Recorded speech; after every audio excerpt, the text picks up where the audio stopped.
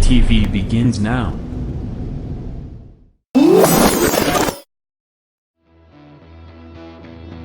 Are you ready? Ladies and gentlemen, strap yourselves in for the wildest thrill ride of your life. So grab a snack and sit back because we're about to throw it down. We've got the best three-wide action door-to-door racing on the turn number 4 you'll find on iRacing, right here live on the Full Velocity Racing Network.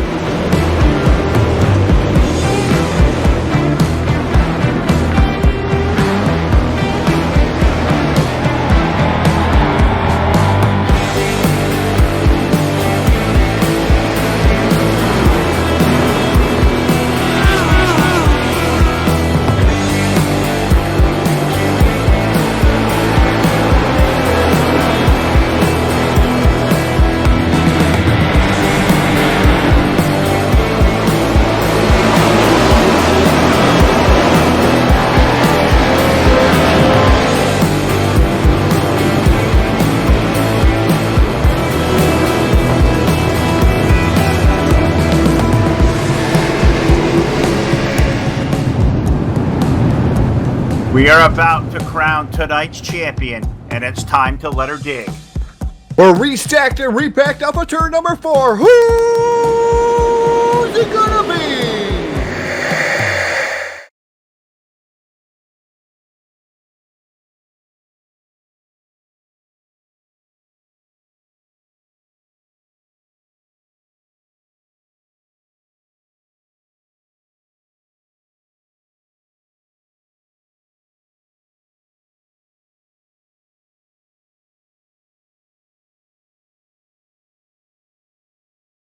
And your source for esports racing is live. Good evening, everybody. Welcome to the Full Velocity Racing Network live tonight at the ISM Raceway, Phoenix, Arizona.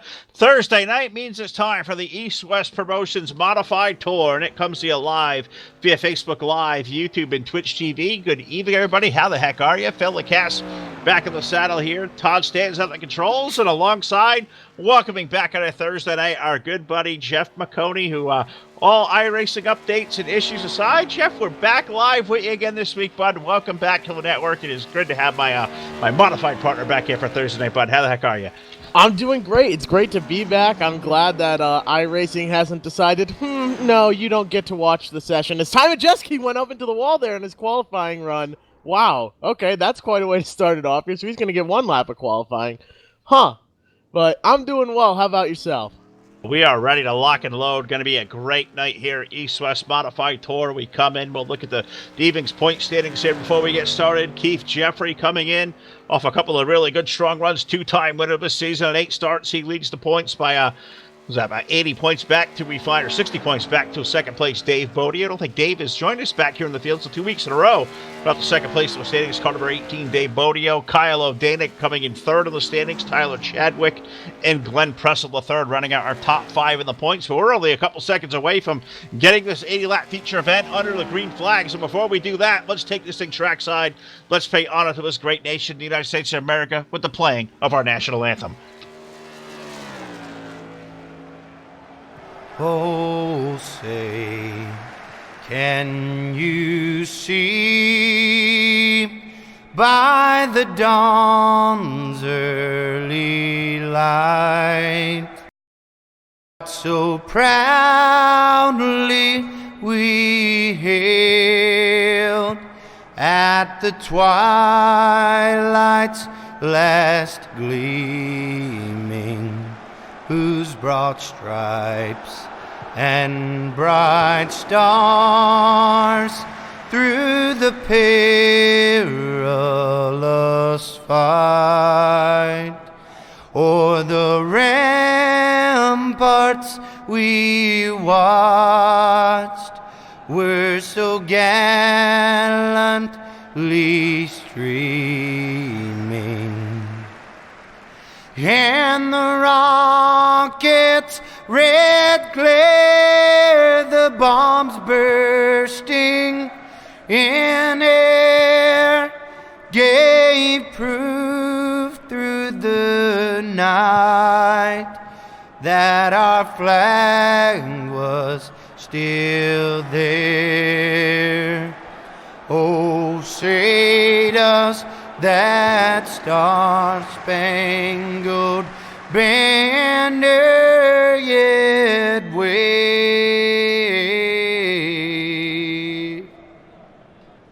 o'er the land of the free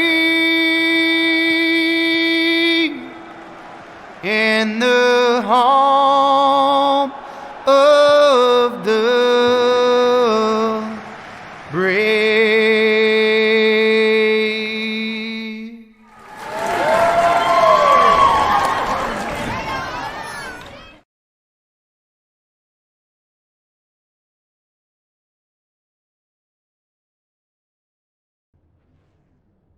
Thank you to Dirty Grass Soul for that just terrific rendition of the national anthem. Thank you to Charlie Milner over at Milner Media Design for putting that video together for us. That is absolutely spectacular. A great way to get it started.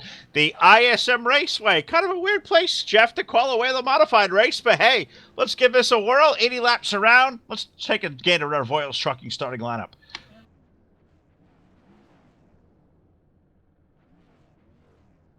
On the pole with car number 191 tonight, last week's winner. We welcome back with a lap time 26.569. That's a 191 a time Majeski alongside aboard the 083. Great qualifying run for Riley Stenjim with the 180 or 083. He'll start outside pole.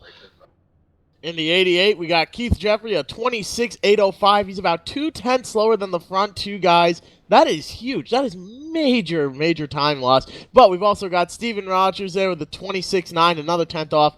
Tyler Chadwick in the 09, Brad Ringer in the 4, Chris Forster in the 14, Junior Harville in the 41, Kyle O'Danick in the 21, and Justin Carey in the 42. That's your top 10.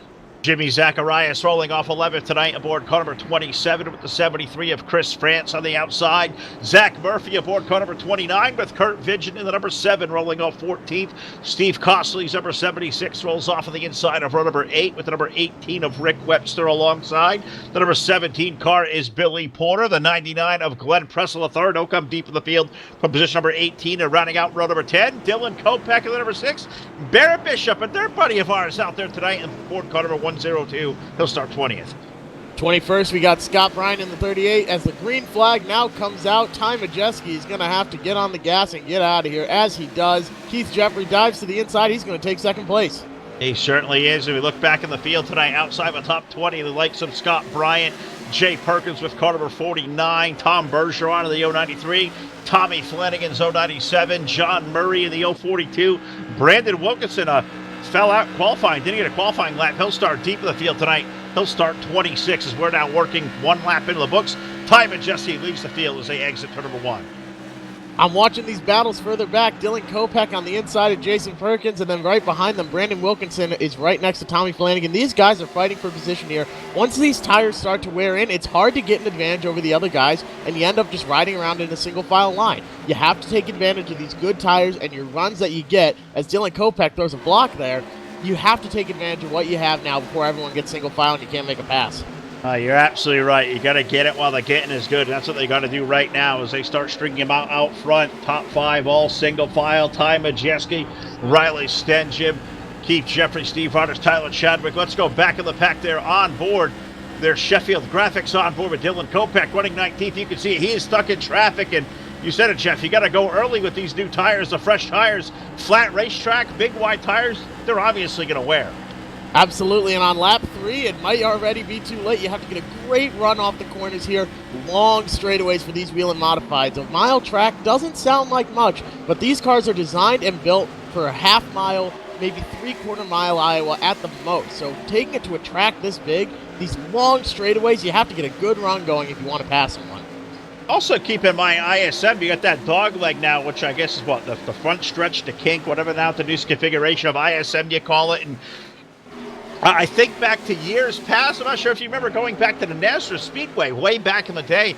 Wheel and Modifieds ran there in the mid-90s a little bit, and that was like a 5-turn track. You got to take that kink into effect, and they can't run it down to the apron. They got to stay up on that racing groove, so you basically got a 5-turn racetrack. I don't think these cars, they're made to turn left, but that's a lot of turns. Obviously, if you're not, set up right here with stagger tonight, Jeff, you can really, wear those front tires out quick. And I think the guys who can take care of their stuff, those are going to be the guys we see here at the end. Absolutely, and the biggest thing as well is all these turns are different. turn 1 and 2, you're banked, you have to drive it hard off, and you're at risk of getting tight off of turn 2. You have to drive it off hard, but it's very easy to drive the car off too hard and get into the wall. You've killed your run, you've knocked the toe out of the car, and you're almost done for the day. 3 and 4 is fairly flat, so your car handles completely differently over there. You're not on the brakes, you're just lifting and coasting around the turn, feathering the throttle through 3 and 4, and that's the issue. But the fastest car on track right now, as we have a battle for the lead, is Riley Stengen. He is faster than Ty Majeski, ran him down from about a half second back, and he's on his back bumper now. I'm interested to see if he'll be able to get around, if he's fast enough to pass, or just fast enough to catch him.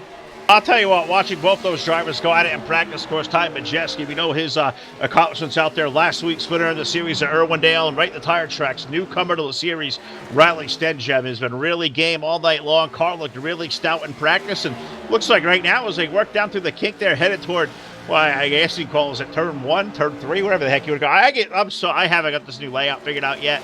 Turn 3 is always going to be turn 1, and so on and so forth. But yeah, they've taken away in front of the field. They've put almost a second and a half over third place Keith Jeffrey, and we know Keith, a two-time winner, he is no slouch. They've already pulled a second and a half on him. He is absolutely not. He's one of the most consistent and methodical drivers. We talk about it week in and week out, just how methodical he is. He is a smart driver where he knows how to manage his equipment.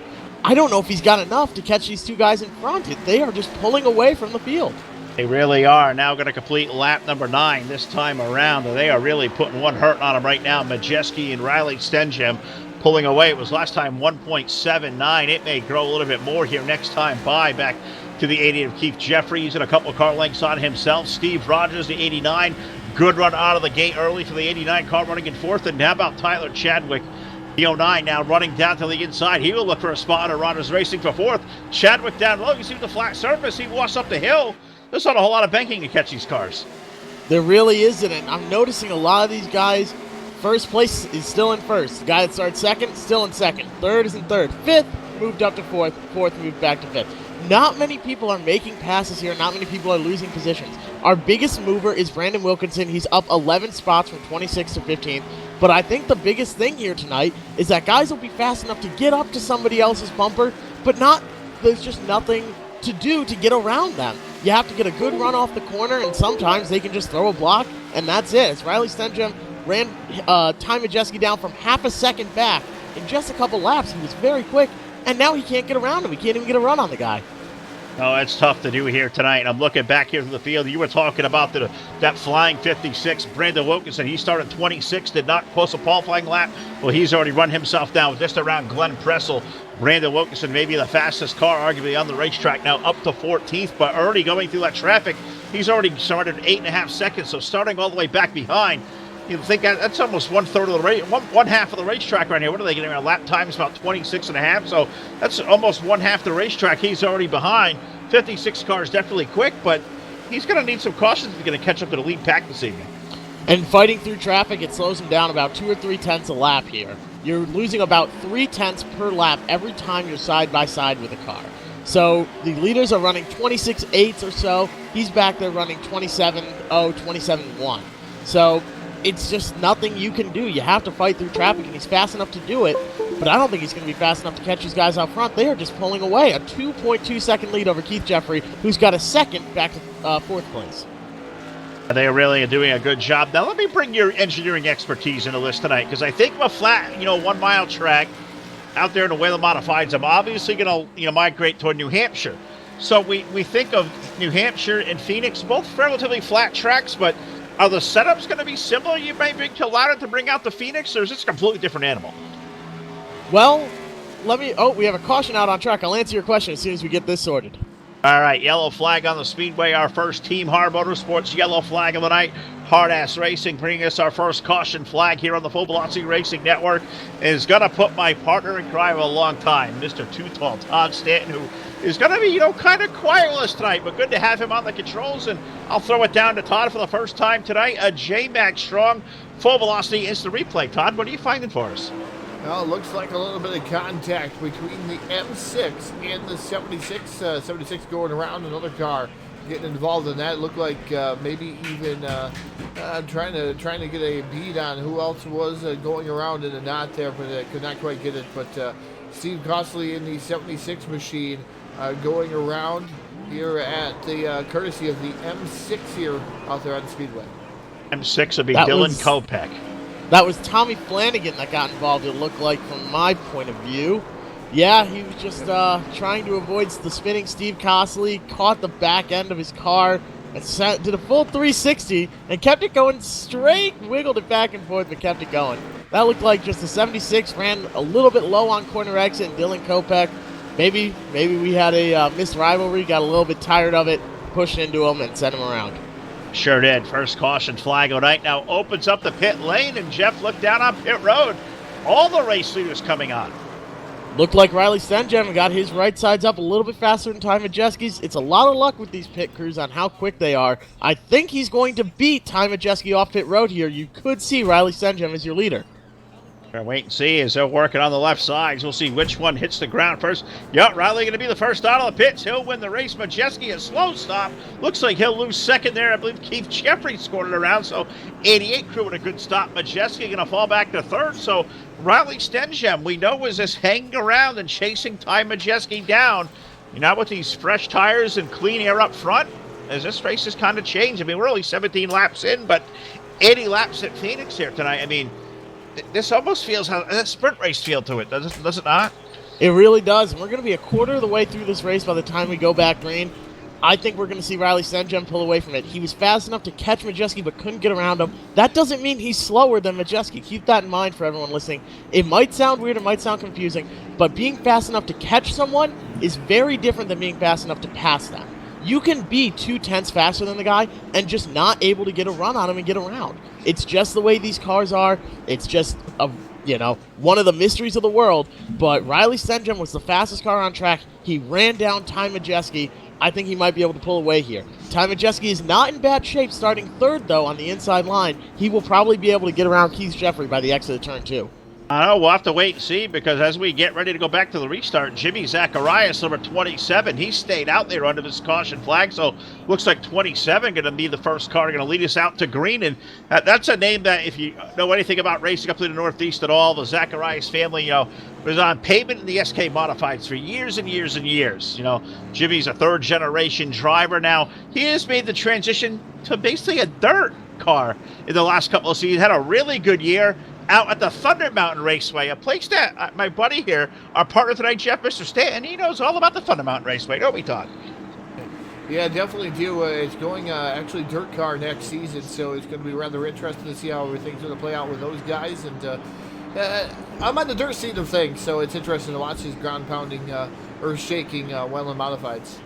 It's kind of neat to see a guy in your backyard running at your local tracks there with Jimmy Zacharias leading the way, and that's a guy who came from our part of the world, Jeff, a modified guy, ran at the Spencer Speedway for a long time, ran all the tracks out in the north, and came out here, ran the Wayland Modified Tour a couple of years ago, running Old Blue, the old number 3 car for the Lenny Bowler racing team. I think it's Mike Bowler owning that team now, but Jimmy Z was out here in the Wayland Tour for a little while as well, so he takes a stab at Phoenix here tonight. ISM Raceway, we go back under the iRacingIFlag.com green flag.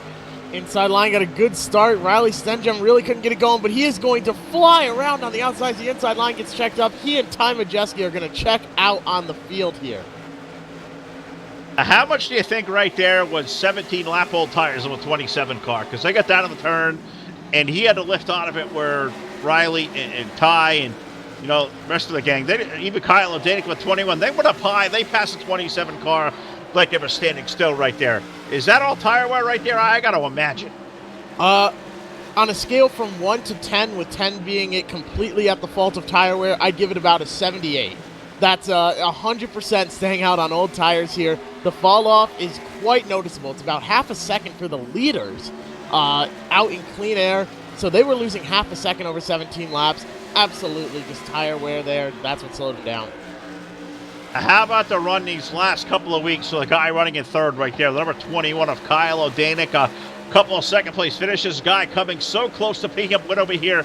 He is showing his stuff with some of the best come out here and run at the EastWest Modified Tour, EastWest Ferocious week after week. It's good to see a 21 car running good. Kyle running in third. He's got 2 fast demons up ahead to chase down, but that 21 car, he's been really game to the challenge these last couple of weeks. Absolutely, as another caution flies out on track. Oh, yellow flag. Second Team Hart Motorsports yellow flag of the evening. Yellow, yellow, yellow. Slow the field back down. You got to imagine guys like Jimmy Zacharias are going to make their way to pit road this time. If he wasn't the one that was involved in the contact for the yellow flag, which I guess we're going to have to go back and see because Todd's got the replay, I believe, going to be queued up here. If not already, it will be in a quick jiffy. Todd, what are you finding for us? Already queued up the number 17 machine of Billy Porter upside down. Did a little bit of roof surfing, did a little bit of dancing on his top. And he gets back on all four wheels, though, down in the corner. But he's able to pull away. Billy Porter, that number 17, a lot of damage to that machine. I didn't think you could roof surf in Phoenix. I didn't think that was water, but we can roof surf. Billy Porter got it figured out. Tough break right there. Second yellow flag of the night brought to you by Team Hart Motorsports. Yellow flag or replays here on the network brought to you by jmaxstrong.com. Check them out, JMax Journeys today. It's a great story. Got merch apparel over there. jmaxstrong.com. Thank you to Tim Cummings and all the gang over there. CCM Custom Designs and Engraving for bringing JMax Strong to us here as our official replay sponsor of the Full Velocity Racing Network, part of the great portfolio of groups. And also have to mention there, and I think Todd's already done so, Stars donations out there on Facebook tonight. If you guys like what we do, support what we do, want to help us keep our broadcast rates low, keep us accessible night after night as we upgrade some equipment. We know we got Jack Truan's computer. We're trying to get back up and running for him. So help us out, guys. Stars donations, they go a long way. They help us do a lot of great things. They help us get out to new markets, do great things. I would love to come out here and do some more pavement racing, more modified racing, whatever it may be. Only way we can do that is keeping our stuff really affordable and cheap and our overhead low, and you guys can help us offset that. Stars donations, gang, they do a lot of things. They go a long way. Now, Todd, you push them every night as well. I don't think our viewers understand just how much those donations mean to us. No, definitely not there, Phil. Star donations right now being skunked here tonight. It will be the first time in January. Please don't let that happen. Would love to see star donations here. If it's 10 stars, we don't care. We don't want to be skunked here on the Full Velocity Racing Network. We do not. And if you guys can help us out, our dirt, I know we do a lot of dirt, and they take really good care of us out there with stars. So, guys on the pavement, you like what we do. You're enthusiasts of modified racing. Want to hear us do more. Think we stand out as we believe we're one of the best teams out there. Absolutely best broadcast product we can find out there. Affordable, accessible. You guys can get a hold of us anytime.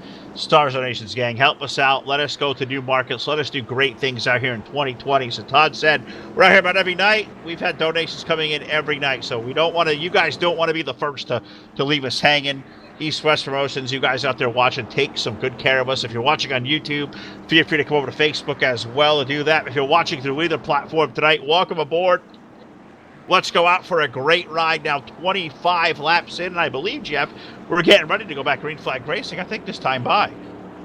Looks like the lights on the pace car are going to go out. We will go double file here.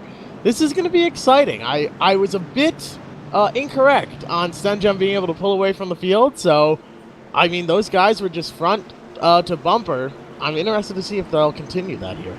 We'll have to wait and see as we've had a couple of casualties there. Billy Porter's car we saw upside down. Looks like 17 going to be behind the wall done for the night. And I believe the same may be said for the 27 of Jimmy Zacharias. A lot of laps there. It looks like mechanical failure may have put the 27 car behind the wall. May not be done, but looks like Zacharias' team may have work to do on that number 27 down in the pit area and see if they get that thing fixed. But the field doubled up, as we said. Riley Stenjum, Ty Majeski, Kyle O'Danick, Keith Jeffrey, Tyler Chadwick running in the top 5. 6th we find Brad Ringer, Justin Carey running in 7th, Steve Rogers, Brandon Wilkinson, Glenn Pressel, our top 10. Let's go back to green flag racing. Oh, a bit of a shake there. Maybe he spun his tires a little bit, Stenjum. He does not want the 191 to get ahead of him. As soon as Majeski's in front, it is over for him. So he's going to hug the bottom, try and throw the block. He's not clear to do so. He has to get in front of Majeski if he wants to hold this lead. Looks like he's got it going into 3 and 4. That was a hell of a move right there as Stenjum going to hold off Majeski. They're racing for third right behind. Keith Jeffrey up high. Kyle O'Danick stuck in the low side. Looks like Kyle will lift out of it. So now put Keith Jeffrey back up the third. Really, Idiot's got a really good team. That Jim Beaver Esports team, that car always going to be fast week after week. Can he run down two of the best up front? We've seen he's definitely worthy. Oh no, Stenjum's in the wall. Is the car okay? They could have knocked the toe out. I know I've done that plenty of times by coming off too hard off turn 2. It's like I mentioned earlier, you just overdrive that exit and there's nothing you can do. That toe could be knocked in, which might help it turn, but on the long run, that hurts the tires. They wear a lot quicker. I think back to all of the years I've raced here in Phoenix and all the times I have hit the wall in the middle of a turn there off of 1 and 2. And I do it in full-fettered cars most of the time. I've destroyed a lot of those. I can't imagine the absolute fear you got to have of that right front tire pushing up and making contact with one of these walls. I mean, look at the way they're entering the corners tonight there, Jeff. They're over 130 miles per hour getting down to these flat corners. That is screaming around this joint. It's definitely tough, and once you make that mistake, it's very easy to do it again because you have to get right up to that wall if you want to get a good run off and carry a lot of speed down the straightaway. Because if you're 2 miles an hour slower, let's say, than the guy behind you, he can get a run on you, and it doesn't sound like much, but that's all it takes to get a run here on somebody else. You have to be on top of your game and get it right up to the wall. You absolutely do. A Sheffield Graphics onboard camera there with Keith Jeffrey. Thank the Sheffield Graphics coming aboard, the official onboard sponsor here, the Full Velocity Racing Network. You're not going to get a better unique view out the front windshield or windscreen, whatever the heck you want to call it there, one of these Whelen Modifieds. One of the most unique looks in all of racing is out looking out ahead of these modified cars. Keith Jeffrey running in third and doing one heck of a job. I'm taking the ride on board too. Man, that's a hell of a view. I think he's spending a lot of time looking in his rear view. He's got Kyle O'Danick right there on his bumper. And remember, he threw a bit of a harsh block there on O'Danick. I don't think we're going to see any intentional, wrecking or anything of the sort because of it. But he might be thinking to himself, all right, I owe O'Danick one. Maybe I'm not going to cut him off on a run again, something of the sort. So he's got to keep an eye. About 1 car length back is that 21 machine. Yeah, he's doing a good job. But what I love about this league, there's so much give and take, so much respected gentleman-like racing that goes on that really I look forward to modified racing anyway, but you know what, when they come out here and do it with the respect they do, the high level of competition, they do a lot of green flag running as we're seeing here tonight. Love coming over here Thursday night. As we look up front, Rally Stenjem is holding on. Top 2 are beginning to distance himself a little bit there, a little bit more and more each lap, about to about half a second now. Stenjem is good. Is Ty Majeski just not able to run him down? Is Ty holding back? We saw how equal these two were in practice, man. This is going to be a pretty good game, a cat and mouse here as we approach halfway. It looks like they are just on the same setup. I know they're probably not, but they're just running the cars almost identically to each other. Their lap times are almost identical. It's going to be tough for Majeski to get a run. He's depending on Stenjem to make a mistake. That's going to be his only chance. Just like we saw Stenjem run down Majeski, he wasn't able to get around. Now Majeski is stuck in second place. He can get right up to that bumper, but he just can't get a run on him. You just can't get it done here at this track and these cars. One of those mysteries of the world as the caution comes back out. Yellow flag on the speedway here for the 3rd time tonight. Hard Ass Racing bringing us our 3rd Team Hard Motorsports yellow flag of the evening, so we slow it down, and right as we were just about poised almost at century mark, 35 laps of 80 on the board, so we're getting there through the middle portion of this one. We slow it down for the 3rd time, and let's figure out what in the world happened to put us here under the yellow flag. JMaxStrong.com instant replay. Todd, what do you got for us? A selfie.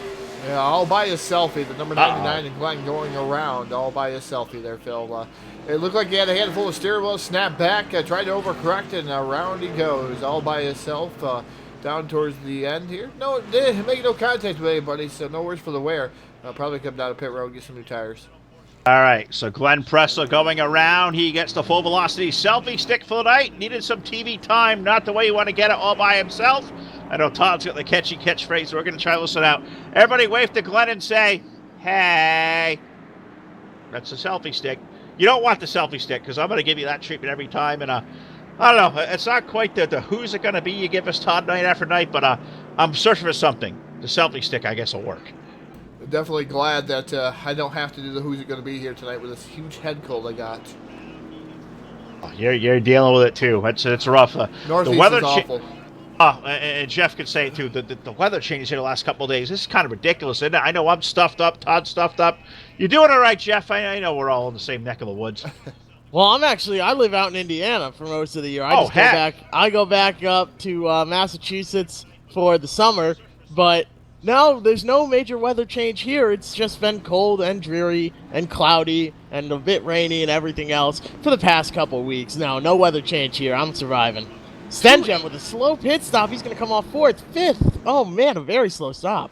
I didn't even realize they all had come to pit road. I was looking back at the replay, didn't get live. They all on the pit lane. Who won the race off pit road? Is that Keith Jeffrey out there with the lead? I thought I saw Majeski, but I could be wrong. They didn't pit. Odanik and Jeffrey did not pit. Oh, my goodness. How about that for a call right there, man? They both didn't. And that may be a risky play. We saw it happen there. What have we got? Probably, let's say about 15, maybe 16, 18 laps there on a green flag set of tires in between 2 cycles. You got to imagine they were slowing off half a second and running 15 laps. You got to think they're going to be in a little bit of detriment. Not a bad play to do. If you don't do it now, why do it at halfway? But I don't know. I think if I come in and get fresh rubber, knowing those guys up front did, I think I want them. I would as well. I would almost. I don't know if it might be too late to pit now because then you're all the way at the back of the pack. But if I'm them, I'm kicking myself for not pitting. We saw what happened to the 27 when he didn't pit. He got blown by like he was at a stop. So it's going to be interesting here on the restart. As Majeski's going to be starting on the inside, he's going to have to make a move to get around these guys because they're going to be slower than him. Certainly is. That's really quite the play up there. Jeffrey and Odanik both staying out. They're going to have Ty Majeski right behind them. I believe it was Zach Murphy. What is my timing and scoring doing me here? Zach Murphy running in the 4th spot, I believe. No, he can't be. Yes, he is. He's running 4th. Number 29, he must have stayed out or did something kind of bizarre on pit road. He'll start on the outside of row 2. Tyler Chadwick, Brandon Wilkinson from 26 up to 6th. We know that car's plenty fast. He's got Riley Stengen right behind. Dylan Kopech running in 8th. 9th will be Steve Rodders and Justin Carey. That's a car who was really good in practice at number 42. He'll restart 10th. I'm expecting good things in that 42 car in the second half of this one. That was a top 5 car in practice. I'm expecting a good run for that team. Absolutely, and do not take your eyes off of Brandon Wilkinson in that 56. He has clawed his way, made the most passes of anyone here tonight. He has gained 20 spots. That's impressive here. So he's going to be a force to be reckoned with if he can get out front. You're absolutely right. I believe the field is all set out. The lights are out around the speedway. And let's go back under the iRacingGuyFlag.com green flag. It goes back in the air. Keith Jeffrey, Kyle Odanik, a different look, a different flavor up front. The East-West Promos guy doing a hell of a job. And they'll lead the field off turn 2. Odanik got a good enough start to stay ahead of Majeski. Tommy Flanagan just coming off pit road. He's now a lap down. I saw that over in the corner. Ty Majeski back in 3rd. Is he going to be able to make passes on these guys? Or is staying out on old tires going to work? I genuinely don't know. We haven't seen it yet as caution comes out. We get a quick yellow flag already. 4th one of the night. This is a starter. We're going to put the cross flags down. Signal that we're halfway home. We'll slow it back down again. So, I don't know, that half a lap on a heat cycle, is that enough to burn off on the guys like Majeski or Stengen or Wilkinson? Do those guys have a little bit of burn off their tires? Will it even out up front? I guess it remains to be seen in the second half. Listen, but yellow on the speedway again, and I don't really have the first clue. I'm sure you guys will catch it before we do. I believe Brad Ringer was up in the top 10. Was Brad Ringer, the 4 car, involved in something?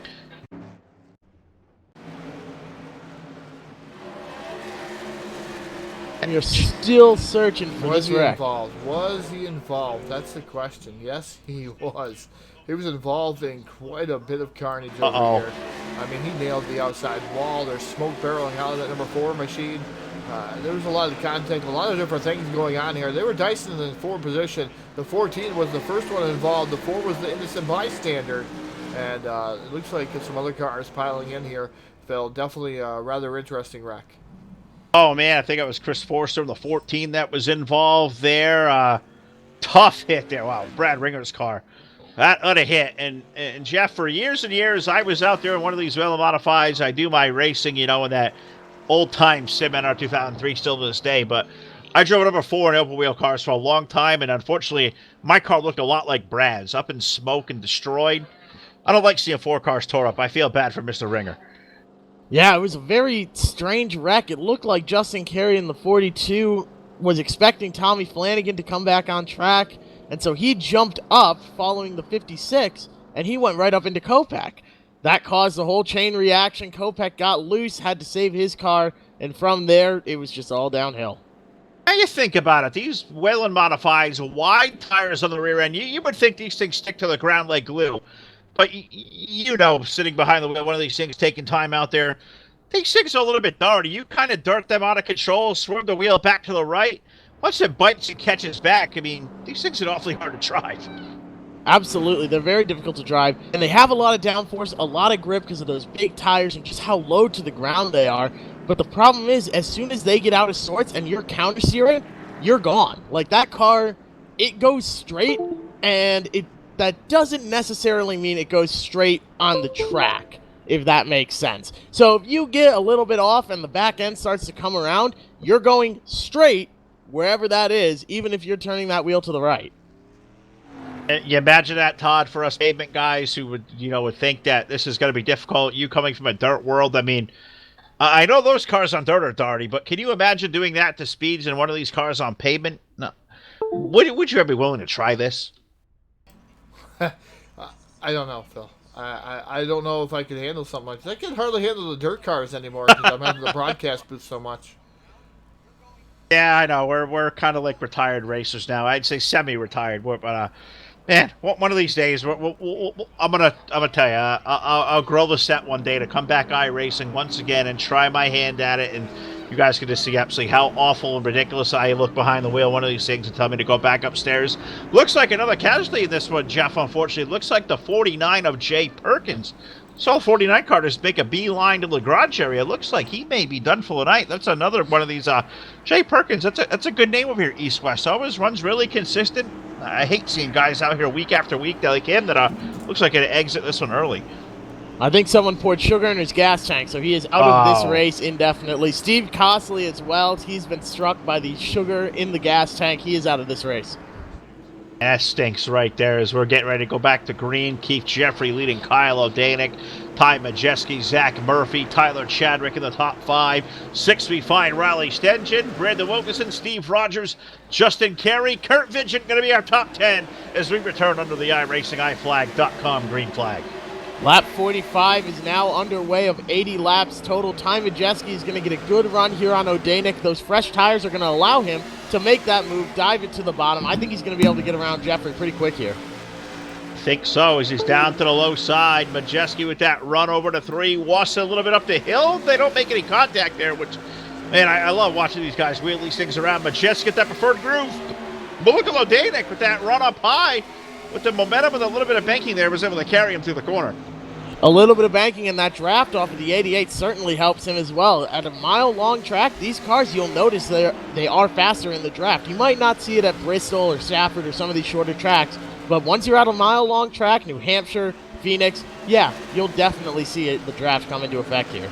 That's a really good point, because I wouldn't think with all the turning you do here in Phoenix, I guess you're right, watching these cars squat the way they are, I guess they are doing some drafting there, so that's why I got a guy like Jeff Piccone out here on a Thursday night with me doing modifieds. Todd's been my partner for years. Love the guy to death, my best friend in the world. But a guy like Jeff who lives and breathes these cars the way I did for so long, really cool to kind of think that. They are definitely drafting. And look at Majeski. He's got the run to the back of the 88. Now, we've talked about running down to the back of a car is one thing. Passing is a completely different animal here. It's been tough in Phoenix. And Keith Jeffrey leading one of the best with Ty Majeski. He's stalking him there a car length down to the turn 3. I think Majeski's going to be able to make the pass purely because of those fresher tires. He's able to dive it a little bit further into the corner, get a little bit further down the track, and those tiny things will add up over time and give him the advantage he needs to get a run on Keith Jeffrey. But I could be wrong. We don't really know, and that zero tires by staying out could be the call of the race. I think you're absolutely right. And look at the way Ty gets down to the corner, almost kind of gives a shove there to the 88. Gets him out about 2 car lengths there. Almost checked him up a little bit as Keith gets a good run off the corner. We know that 191 car certainly faster. Good run tonight for the 21 of Kyle O'Danick. Riley Stengen had that slow pit stop there, Jeff. Well, now you look up and here comes the 083. Stengen up to 4th, and he has run down the back of O'Danick. May arguably be the fastest of those top 4 currently. Absolutely. Majeski and Stengen are the fastest cars on track. They have been all night. But making this pass here seems to be giving Majeski a lot of trouble. He gave a shot to the back bumper of Keith Jeffrey maybe to say, hey, I'm here, I'm quicker, let's not do this, let me by, and let's just not do this. But Keith Jeffrey, he's got every right. He's going to hold the lead as long as he can. He's going to drive his line. It's up to Majeski to get around him. Hey, we got a slide job going on here on pavement back here as Stenjem went to the bottom of 21, made the pass. O'Danick crossed him right over, almost cleared him again off turn number 2. Now has to surrender there those fresher tires for Stenjem, probably playing a big dividend now. Riley Stenjem now back up the third as we race for the lead off of 4. He made a good dive down into the corner going into 3. He had the line and he worked his way around. Ty Majeski is now back in front and he wants Riley Stenjem to have as much trouble as possible getting around Jeffrey. The longer he's stuck behind him, the further he can pull away, and he knows that. He's got to get on the gas now, drive it aggressively with under 30 laps to go, get as much of a lead as you can, and hope that Keith Jeffrey gives Riley a lot of trouble in getting around, just like Ty Majeski had getting around Keith Jeffrey. That's certainly right there. And Keith's not giving up. He's still driving that car for all it's worth as well. Now running in that second spot, trying to chase down Ty. But now you look in the mirror, Riley Stenjem's been quick all night too, and he's down to about 2 car lengths in closing. We may have a race for second by the time we hit turn 3. I don't know if he's even going to get there by the time he gets to turn 3. Keith Jeffrey's doing a fantastic job driving this car. He's driving it, like you said, for all it's worth. He's fighting that wheel, making sure he gets everything he can. He gets a little loose coming off 4. That's going to give a run on the inside to Stenjem. I think he's going to be able to clear him coming off turn 2. At what point tonight now as Keith pulls over, Riley coming to the inside as we'll race it up for second. I was going to say, at what point does Keith start thinking points racing in the back of his mind is too? Because also keep in mind, he's got 60 points to gap on Dave Bodio, who's not with us tonight. 80 points back to Kyle O'Danick, who currently sits third. Kyle's right behind him. At some point, points racing for a championship's got to enter the mind of the 88 machine. You would think. You would think, and I think once he knows, okay, these guys are too far out in front of me, as now Ty Majeski has almost a 3/4 second lead over second place Riley Stenjem. Now he focuses on, okay, let's get some points. I'm not going to be able to get around the 083 unless he makes a major mistake, in which case I'm not going to be able to catch the 191. I need to hold third place, hit my marks, and make sure O'Danick doesn't get around me. Absolutely right. 100% right there as I've been kind of peeking back through the back part of the top 5 and looking for the ranks of one Brandon Wilkinson who just made his way around of Zach Murphy. So now putting the 56 car up into the top 5. And then after having issues in qualifying, he's been fighting from behind all evening long. And now 56 laps in, that flying 56 now up into 5th and running down the back of Kyle O'Danick. Does Brandon Wilkinson have enough time to run these guys down up front? He's got a really good car, but it feels like 1.8 seconds right now. It may be 18 seconds. That's how it feels to me anyways. I don't think he has the car under him to get that done, but I'm interested to see. If he can get around Keith Jeffrey and Kyle O'Danick, maybe he'll have something for these front 2 guys. Maybe. Car's definitely fast, and I think arguably last time around he may have gained a little bit on the leader. It was 1.8 something. It was down to 1.79, now 1.6. So Brandon Wilkinson, he's running down not only Kyle O'Danick, he's certainly currently quicker than Ty Majeski, who leads this one. Wilkinson's car is coming. Absolutely. We see Riley Stenjem. He's benefiting from that draft behind Majeski. Majeski has to push through all that air, clear it himself, and makes him a little bit slower. A 27 even last time around and a 26.883 for Riley Stenjem. As coming across the line, a 9.21 for Stenjem and a 9.38 for Ty Majeski. Those guys are about even now. And even quicker there, 26.89 for that 56 car who has run down the back of Kyle O'Danick. I believe we have a race for 4th brewing. Wilkinson, the car on the move. He'll look to the low side. Thought he may take a shot. O'Danick takes it away. But keep an eye, Jeff. This race for 4th is going to be a good one. I don't know if Kyle can hold back Brandon. That car is quick. Absolutely right. I don't think he'll be able to hold him off either. You mentioned earlier, we were talking about the engineering side of it with a 1-mile track, how similar Phoenix is to New Hampshire. As a dive to the inside for 4th is going to get cut off again. I know personally, my New Hampshire setup and my Phoenix setup are almost identical. A slight bit of difference for, having to drive it off turn 2. I've changed the gears on it because you carry more speed through the corners at New Hampshire, but very similar tracks, and you drive them almost the same. I can tell you what, New Hampshire is one of my favorite tracks. I've racked up a lot of wins there. I've racked up just as many wins here at Phoenix because they are so similar. Well, that make you a whole hell of a lot more accomplished than I have. I think I picked up 1 win at New Hampshire. I've never won a race in Phoenix. This place has always been a bugaboo, but I think any track you go out there and turn left on, it feels like I've been behind the 8 ball for about the 15-plus years I've been doing this. So I'm glad I got guys like Todd and Jeff tonight that are absolute winners up here, because that's why I'm up here in the booth talking to you guys out there on the Full Velocity Racing Network. Change to fourth. It looks like it's happening. Wilkinson underneath O'Daney can now put the 56 car up to fourth. Can Brandon run these guys down? We get to the line. We're going to put 63 laps up to the board, so under 20 to go. Majeski and Stenjem, they have run themselves out to a second and a half. But that little interval there back to Wilkinson, it stabilized about 1.7, 1.8. Brandon continues to run through traffic. I just wonder if he's got enough time out. It's out to 2 seconds. That feels like it's forever to run down the top two. With under 20 laps to go here, he needs to be over a tenth a lap quicker and maintain that pace to even get to the bumper of Ty Majeski. Looking at it statistically and everything else, you know, I'm an engineer. I look at things mathematically.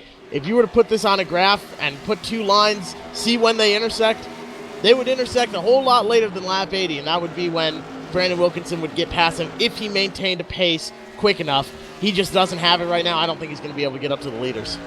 Absolutely. I think you're absolutely right. I'm kind of floating back to the field because it's kind of got a green flag run. I like to just kind of float back and see some different racing going on, and I'm finding a good race back here for 12th between Glenn Pressel, Barrett Bishop, one of our dirt buddies out there in the 102, doing a hell of a job out there, 64, 55 laps in, running the top 15 in a Wayland car at Phoenix. Todd, let me ask you this question. For a guy like us that run around in dirt every night, see Barrett win a lot of races, this is going to be a completely different animal than what he's used to, and he's doing one hell of a job out there tonight.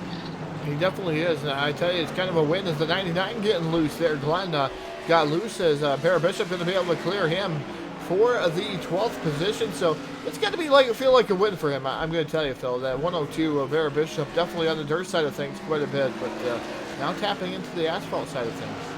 He's doing a hell of a job, too. A guy we watch here on a nightly basis, Jeff. We see him a lot in Victory Lane on the dirt side. So it's kind of a cool thing for us tonight to see a guy like Barrett to come out and try his hand on the asphalt. Him and Pressel, that's a hell of a race back there going on for 12th. They keep switching the lead. It almost feels like a dirt race the way they keep slide jobbing each other. Got to remind ourselves we're on pavement.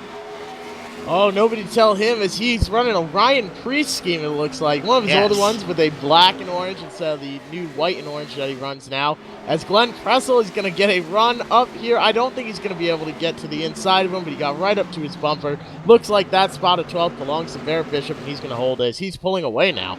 He's doing one hell of a job, and you got a couple of really accomplished guys up ahead, like Kurt Bidget up ahead.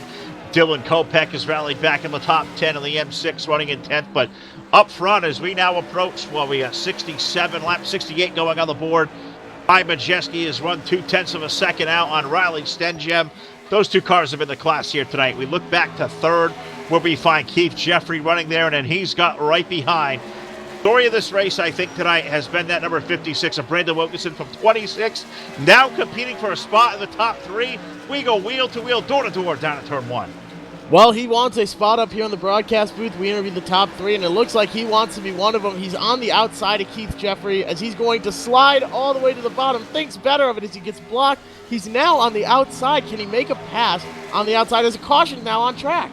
Oh, my goodness. Talk about throwing a monkey wrench at the end of this one. Yellow flag on the speedway. Yellow, yellow, yellow. I believe the 5th one of the night. Right as we hit lap number 70, going up to completion, we slow the field back down. Man, now the call is of these guys on pit road. Are they coming down? Are we taking 2? Are we taking 4? What are the calls going to be? I guess I'll recap that. But first, let's go down to Todd down there in the broadcast booth. Let's see what in the world happened to put us here under our 5th yellow flag of the evening. Dylan Kopech just came to a stop on track. He still had fuel in the car. It was still running. He's just came to a full stop and took it to the pits. Oh, is that what brought the yellow out? That may be it. That's really weird. That what you see, Todd? I don't see any car around. It was in between that and the 42 got loose all by itself, too. Justin Carey in that 42 machine spun it down to the inside, backed it back up, but also the M6 slow, so it could have been a combination of both. Oh, he did run out of fuel. He ran out of fuel on the front stretch. I apologize for that. Oh, man. Miscalculations there for Dylan Kopech. That's tough. That was a good night. So we got a star donation. Jeff Brown, iRacingIFlag.com. Appreciate it, brother. You are the absolute best. I believe, Todd, he still leads I believe he leads in the Star Nation category. Jeff, thank you so much. Guy who takes care of us night after night. We're hoping you guys will as well. Hope you guys like what you see, love what you hear. We try to do this in a different way to give you a more authentic feel of what's going on and not take ourselves all too seriously. We like to have a lot of fun out here as well. But guys out there watching on Facebook, Stars and Nations gang, help us out. Jeff Brown, iRacingIFlag.com. If you do not own an iFlag, well, you probably should not be iRacing at all. Just uninstall your game now, or if you want to get better and be at the top of your game, get to a top shelf of the competition, you have to head over now to iRacingIFlag.com and buy one of the great peripherals you have over there. Pit box, pit board, whatever you may need. He will hook you up. You will go fast. We will personally guarantee it. Maybe we should send one over to Dylan Kopech, because with your digital pit box, you can tell how many laps are left, and it's pretty amazing. I have one. I'm looking at it right now. Tells you how many laps you've run, how many since your last pit stop, number of laps remaining until you need to pit, laps until empty. It calculates your pit window for you, how much fuel to add to make it to the end of the race, the amount of fuel left in gallons, how much fuel you're averaging per lap, how much you're using per lap, 5-lap average over the entire race. There is so much information crammed into this little box. It seriously makes a world of difference. If you're doing league racing, you're at plate tracks or something, and you're calculating fuel and trying to figure out a strategy, there is nothing that can beat it. All right, I need to take exception with something. Todd, I know you were playing down there at Buttons tonight. Coming up next to the Full Velocity Racing Network, a blanket party for Phil. But I'm glad I'm paying attention. You said you had some different things in store. You son of a gun. Blanket party. Really? Oh, yeah. We got lots of cool things out here I can mess around with, Phil. Oh, my goodness. Dylan Kopech's out there in chat confirming you're out of gas, the old rip. Dylan, hate to see it out, man. A fan of what you guys do, but a fan of your family for a long time. Hate seeing that 6 car out of the event, but Dylan Kopech miscalculating. If he doesn't have an iFlag yet, Dylan, hook up with our buddy Jeff out there in chat. Head over to iRacingIFlag.com. You will not run out of fuel again. We personally guarantee it, unless you really get kind of tricky with your setups. Some of you engineers will do. At that point. You engineers, Jeff, like to play in that gray area stuff and try to get a little more on a little less. Oh, man, I ran the Rolex 24, finished 3rd overall in my DP prototype, but that calculation certainly helped us a lot. The pace car hits pit road. Ty Majeski gets a great jump at the start here. That could be the winning move of the race. Imagine that, Todd. Guys like that doing 24-hour races. No, we had a friend of ours, Tom Richter, Cyber Thunder Racing League. They went out there and won a race out there, won their version of the Rolex 24. Loose. Keith Jeffries really loose, and that car falling like a brick. I'm not sure if he had a flat or something went wrong, but he's not only going to lose a spot to Brendan Wilkinson. Kyle Danico going around. What has happened to the 88 car? He caught the apron there, and that just caught the car loose. We saw it earlier tonight with Glenn Pressel. You touch that apron, it gets the car all out of sorts. Also going to open the door for Tyler Chadwick, the 09 now, going to make the run to the outside. So Keith Jeffrey, who's been up in the top 3, it feels like the entire race, now going to fall back to the 6th spot. He'll try again. Chadwick up on the wall in turn 3. Caution's out. Oh my goodness, a big wreck over in 3. The 09 go way loose into the outside wall and just got completely T-boned. A big wreck over in turn number 3. Yellow on the speedway as we complete 75 laps. So I believe pit work is done. I believe we're going to have maybe a 2, maybe 3 lap shootout from here, but a tough break for Tyler Chadwick, Todd, who was up in the top 5. Not sure if that car got wicked loose or what the heck happened, but what a hit that thing just took.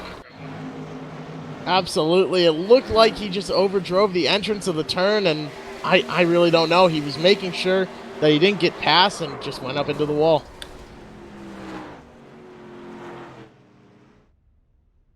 Yeah, what a hit right there, man. God. If that don't take your breath away, Todd, nothing will. Yeah, just showing it on screen just a little bit. We got into the number 18 machine too, sending 18 of Rick Webster around also. So Rick, unfortunate bystander to that one. So again, down on pit road, Tyler Chadwick in that 09.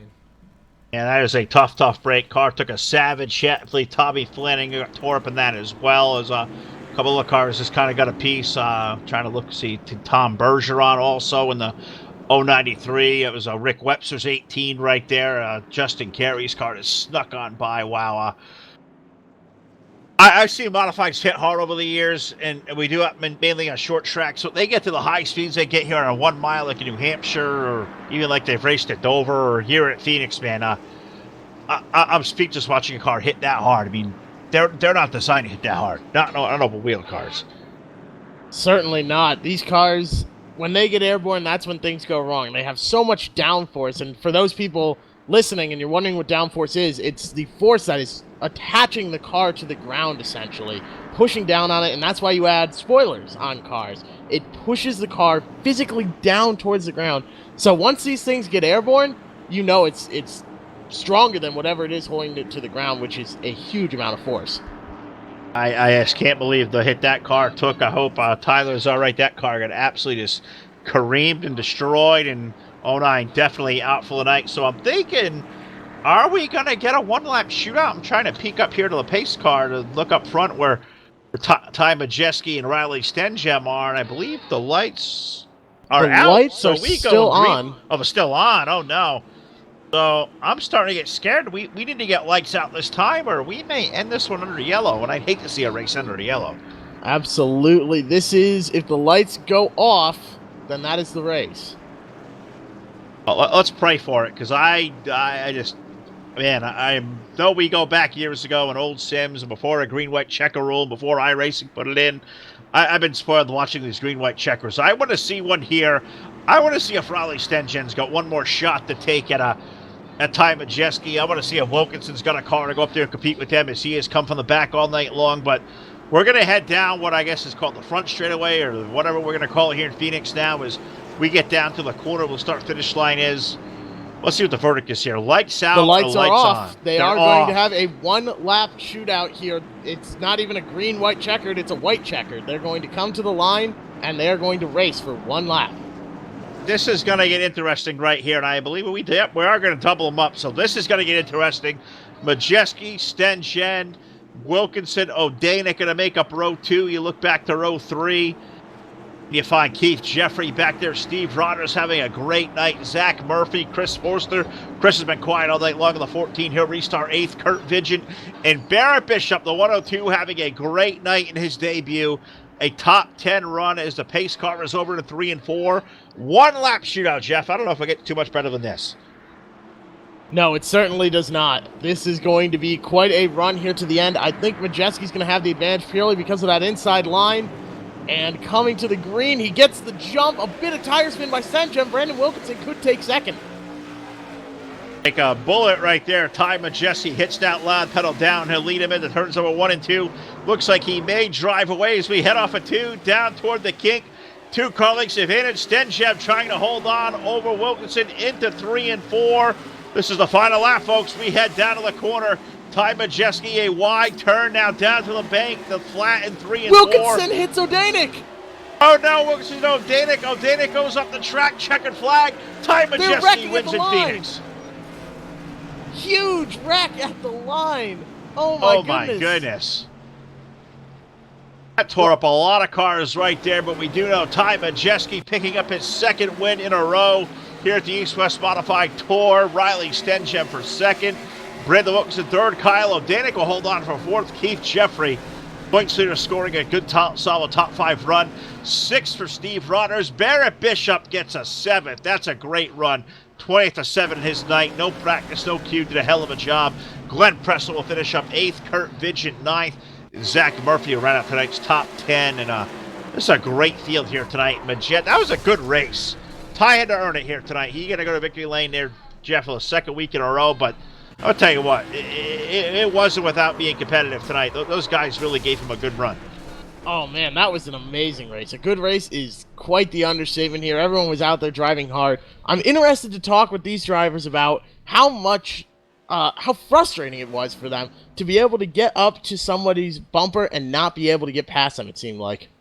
You're absolutely right, and we're going to do that there in the post-race show presented by BladeNote.com. We're going to head over to the EastWest Promotions Discord. We hope you're going to join us too next live on your source for esports racing. The post-race show coming up next.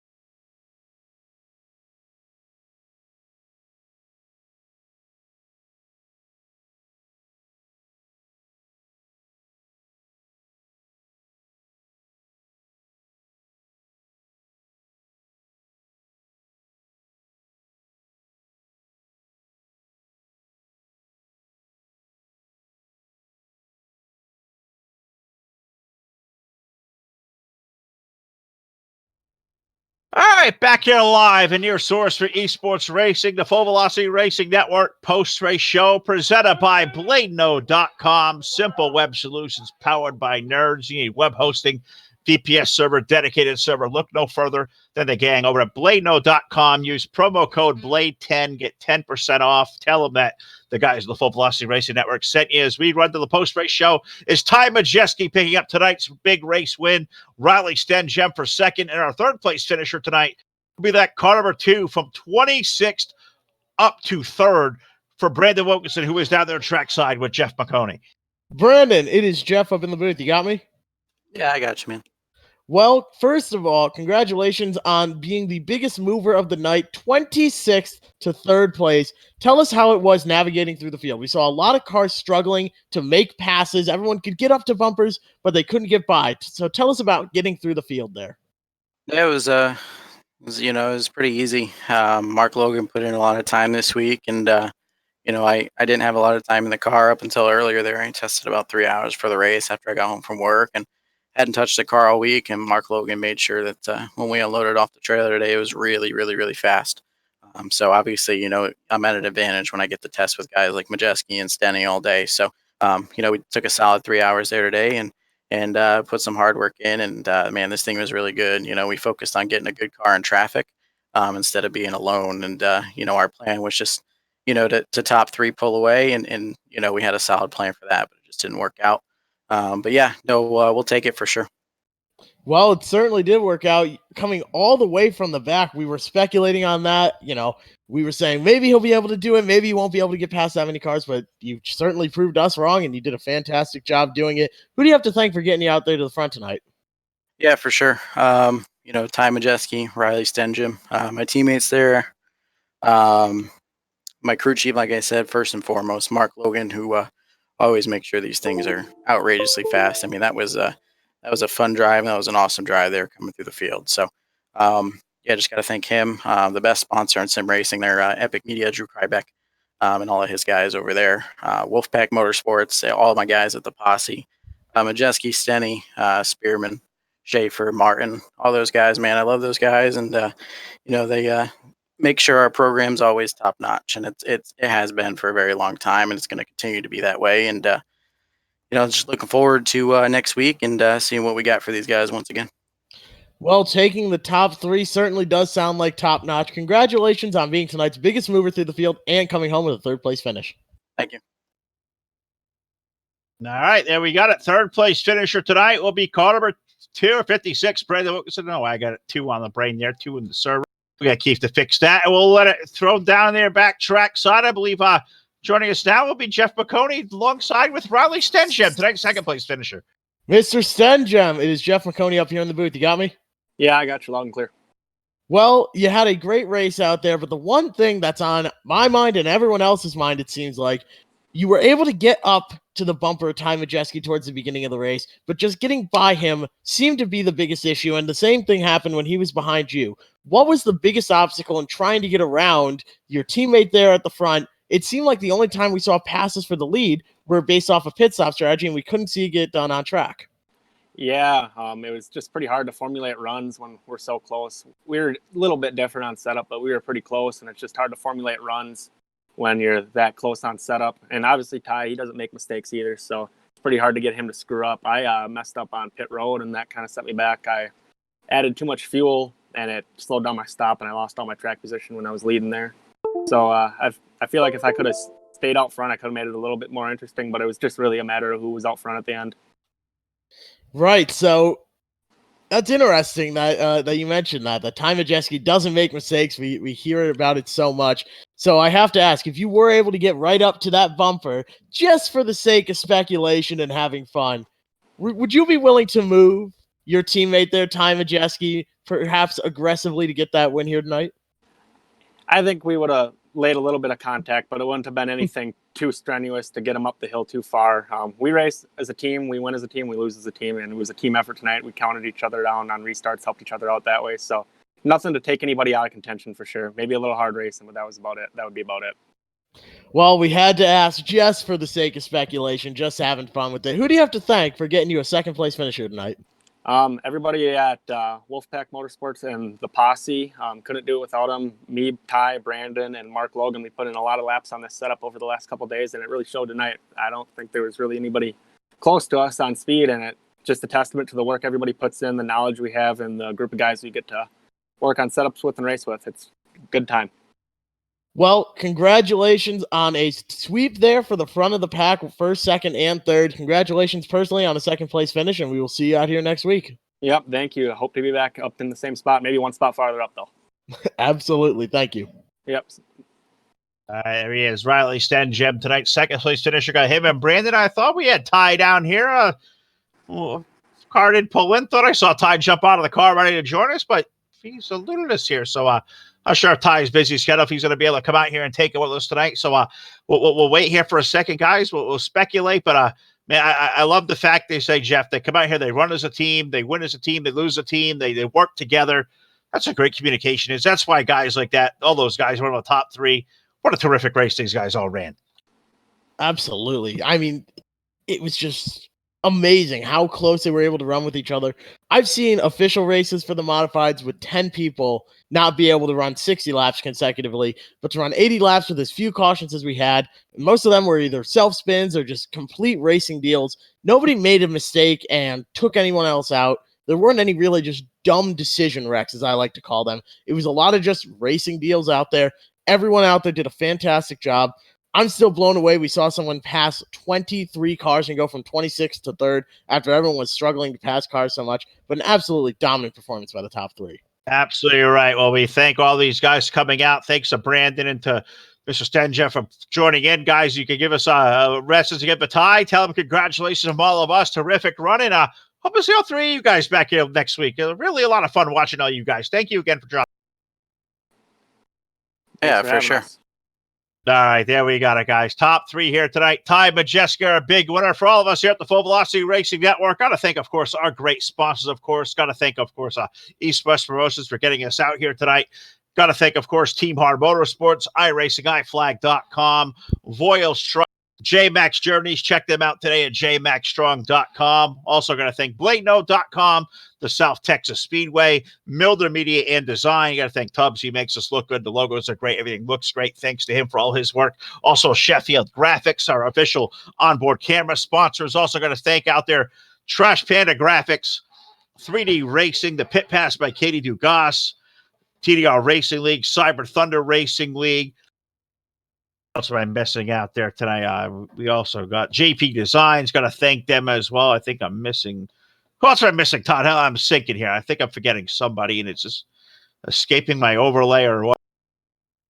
There we go. I think I got them all. Counting them all, I think I got them all. If I missed anybody, I apologize.